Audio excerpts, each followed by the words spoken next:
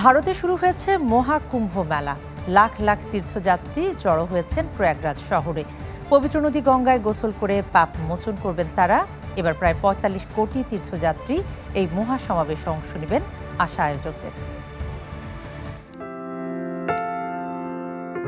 ভারতের উত্তরপ্রদেশের প্রয়াগরাজ শহর। এখানেই পৌষ পূর্ণিমায় ১৪৪ বছর পর শুরু হলো সনাতন ধর্মাবলম্বীদের মহাকুম্ভ মেলা বা গ্রেট পিচার উৎসব, যেখানে হিন্দু শাস্ত্র মতে পবিত্র নদী গঙ্গার সাথে যমুনা ও সরস্বতী সংযোগস্থল সঙ্গমে বরফ ঠান্ডা পানিতে গোসল করে আত্মার শুদ্ধি অর্জন করবেন পুণ্যার্থীরা। সাথে মুক্তি মিলবে জীবন মৃত্যুর চক্র থেকে, জায়গা হবে স্বর্গে। এরই মধ্যে প্রয়াগরাজ শহরে দেশ বিদেশ থেকে হাজির হয়েছেন লাখ লাখ তীর্থযাত্রী।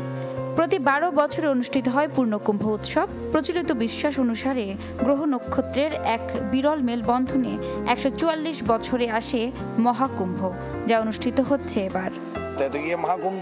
এই মহাকুম্ভ ১৪৪ বছর পর অনুষ্ঠিত হচ্ছে।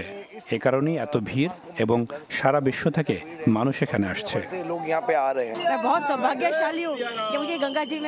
গঙ্গা নদীতে স্নান করার সুযোগ পেয়েছি। আমি সত্যিই খুব ভাগ্যবতী। আমি গঙ্গা, যমুনা এবং সরস্বতী দেবীর কাছে কৃতজ্ঞ যে তারা আমাকে স্নান করার সুযোগ দিয়ে আশীর্বাদ করেছেন।